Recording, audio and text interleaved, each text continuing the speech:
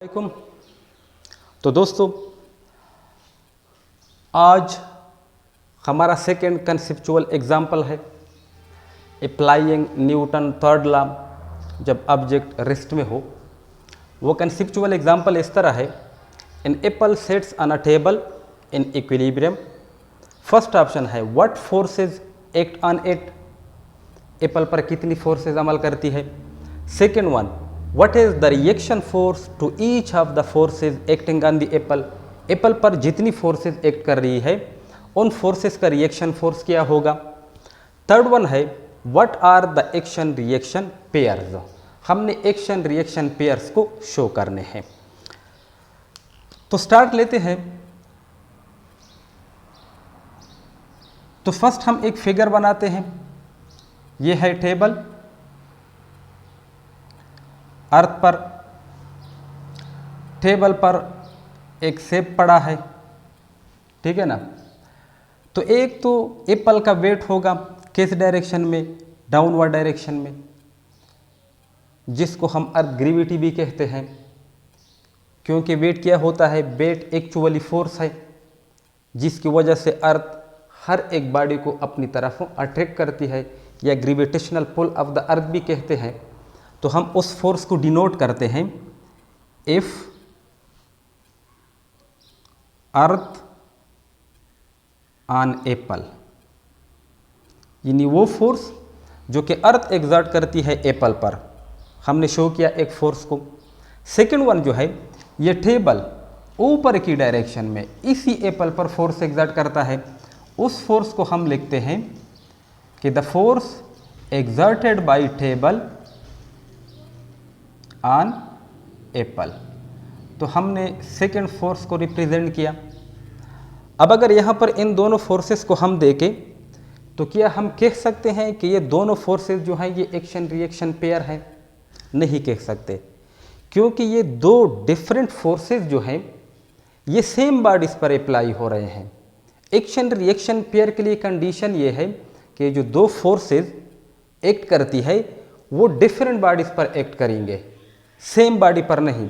यहाँ पर earth force Apple पर और टेबल भी एप्पल पर, तो यानी दोनों फोर्सेस एप्पल पर अप्लाई हो रहे हैं, तो इस वजह से इन दोनों फोर्सेस को हम एक्शन रिएक्शन पेयर नहीं कह सकते। अब अगर हम सेकेंड केस को ले लें, सेकेंड केस, ये टेबल पर ये सेब लेते हैं, यह अर्थ।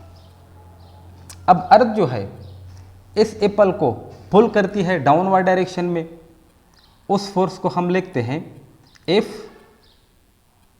अर्थ ऑन एप्पल, ठीक है ना।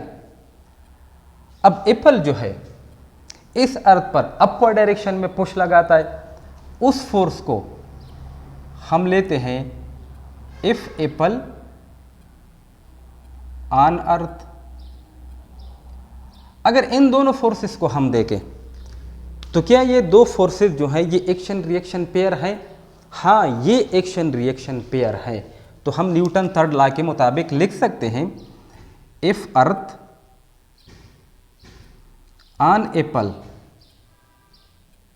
ये इक्वल होगा minus if apple on earth. वो इस वजह से कि जो दो फोर्सेस हैं ये डिफरेंट बॉडीज पर अप्लाई हो रहे हैं, एक तो अर्थ एप्पल पर और दूसरा एप्पल जो है वो अर्थ पर। टू डिफरेंट बॉडीज पर ये फोर्सेस अप्लाई हो रहे हैं, equal in magnitude, opposite in direction. तो इन दोनों फोर्सेस को हम एक्शन रिएक्शन पेयर कहते हैं। अब अगर हम थर्ड केस ले लें, थर्ड केस में टेबल पर हम सेब को लेते हैं और साथ में ये अर्थ। एक तो एप्पल टेबल पर डाउनवर्ड डायरेक्शन में फोर्स, उस फोर्स को हम लेते हैं कि the force exerted by Apple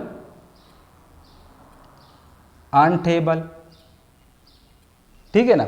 और दूसरा टेबल की सरफेस जो है वो अर्थ पर ऊपर की डायरेक्शन में फोर्स, तो उस फोर्स को हम लेते हैं कि the force exerted by table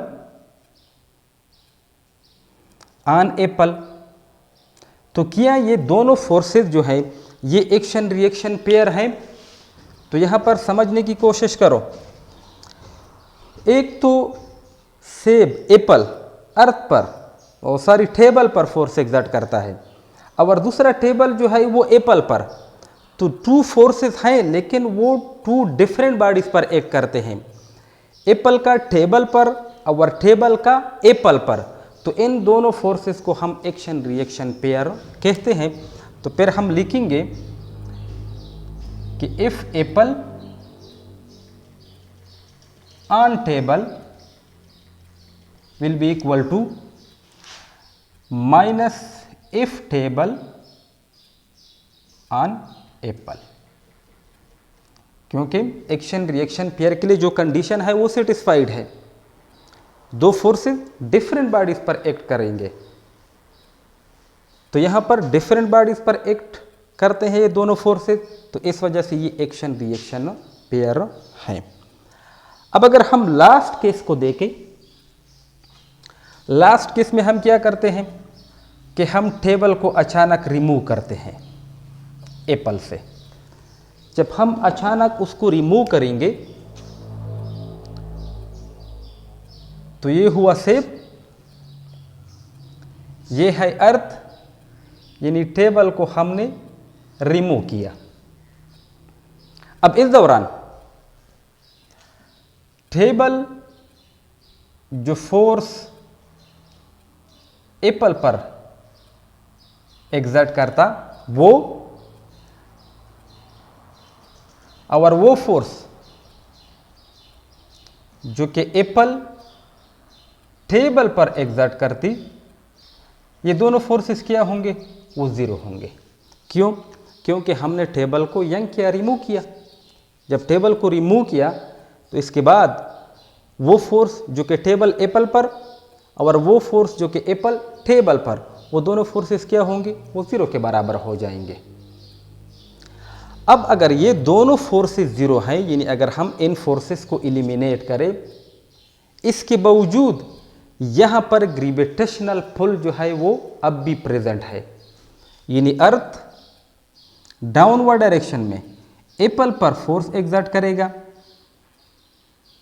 if earth on Apple, ये अब भी प्रेजेंट है, और एप्पल जो है अर्थ पर, इफ एप्पल ऑन अर्थ, ये भी प्रेजेंट है। ठीक है ना? अगर हम टेबल को रिमूव करें तो ये दोनों फोर्सेस तो जीरो के बराबर, लेकिन इसके बावजूद यहाँ पर ये फोर्सेस अब भी प्रेजेंट है, मौजूद हैं, अर्थ एप्पल पर और एप्पल जो है वो अर्थ पर ऊपर की डायरेक्शन में। अब अगर यहाँ पर हम इस केस को देखें कि ये टेबल एप्पल पर जो ऊपर की डायरेक्शन में फोर्स एक्सर्ट करती थी, ये फोर्स और ये फोर्स, ये हम एक्शन रिएक्शन पेयर नहीं ले सकते, यानी हम इस तरह नहीं कह सकते कि इफ टेबल ऑन एप्पल ऊपर की डायरेक्शन में जो है ये नेगेटिव होगा। नेगेटिव होगा किसका?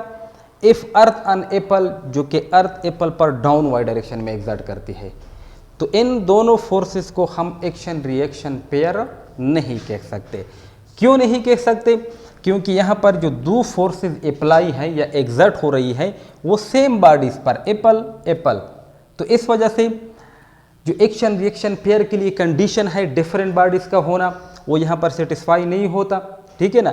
यहाँ पर क्या है, ये न्यूटन फर्स्ट लॉ कि दो फोर्सेस मैग्नीट्यूड में बराबर, सेम बॉडी पर अपोजिट इन डायरेक्शन, ठीक है ना, तो बॉडी इक्विलिब्रियम में होगी या कांस्टेंट वेलोसिटी के साथ तो मूव करेगी। तो यहाँ पर थर्ड लॉ एप्लीकेबल नहीं है इन दोनों फोर्सेस के लिए। थर्ड लॉ तब एप्लीकेबल होती है जब दो फोर्सेस डिफरेंट बॉडीज पर एक्ट कर रही हो। तो आई होप आप लोगों को समझ में आ गया होगा कंसेप्चुअल एग्जाम्पल नंबर 2। तो इंशाल्लाह नेक्स्ट लेक्चर में कंसेप्चुअल एग्जाम्पल नंबर 3 और वो बहुत इम्पॉर्टेंट होगा। इस एग्ज़ाम्पल से नॉलेज बहुत ज़्यादा है उसमें। इसके बाद छोटा भी एक कंसेप्चुअल एग्ज़ाम्पल है। तो अगर वीडियो अच्छी लगे तो लाइक कीजिए। मिलते हैं नेक्स्ट वीडियो के साथ, तब तक के लिए अल्लाह हाफिज़।